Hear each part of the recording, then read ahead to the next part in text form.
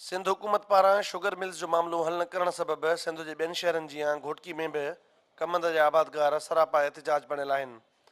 घोटकी में शहरी इतिहाद जे सॾ ते चेयरमैन रईस अलावसा जो घोटो लाला केसर ज़मान पठान, बशीर मज़ारी, मोहम्मद मलूक भुट्टो ऐं ॿियनि जी अॻवानी में मुख़्तलिफ़ सियासी, समाजी ऐं वापारी तंज़ीमुनि जे अॻवाननि तोड़े कमंद जे आबादगारनि पारां बाईपास खां प्रेस क्लब घोटकी ताईं एहतिजाजी मार्च कयो वियो, जंहिं दौरान आबादगारनि शुगर मिल्स इंतिज़ामिया ऐं सिंध हुकूमत ख़िलाफ़ नारेबाज़ी कई। उन मौक़े ते सिंध टीवी न्यूज़ सां ॻाल्हाईंदे अॻवाननि जो चवणो हो त सिंध जा माण्हू कमंद पोखे रहिया आहिनि।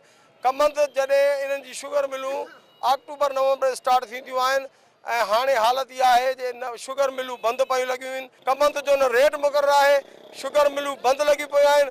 कमंद जो फसल सुकी सड़ी रहियो आहे।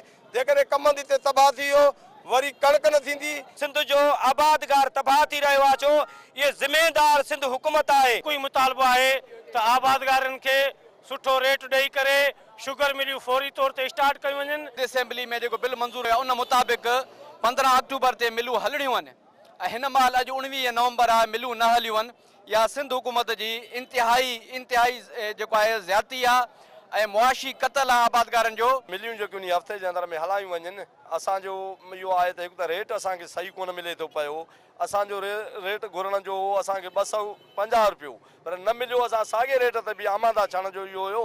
हाणे असांजी जेकी आहे अपील आहे त मिलियूं हलाए करे असांजो रबी जो फसल न विझे। हिन वक़्तु कमंद असांजो सुकी रहियो आहे ऐं कणिक जी पोखी मुतासिर थी रही आहे। असां वस वारनि खां इहा अपील था कयूं, ही पुरअमन एहतिजाज था कयूं त असांजे इन फसल जे लाइ यानी शुगर मिलनि खे हलायो वञे। सिंध हुकूमत खे आबादगारनि जे एहतिजाज जो नोटिस वठी जल्द खां जल्द शुगर मिलूं हलाइण घुर्जनि ऐं कमंद जे अघ जो बि ऐलान कयो वञे। कैमरामैन शाहिद चने सां गॾु नियाज़ चनो, सिंध टीवी न्यूज़, घोटकी।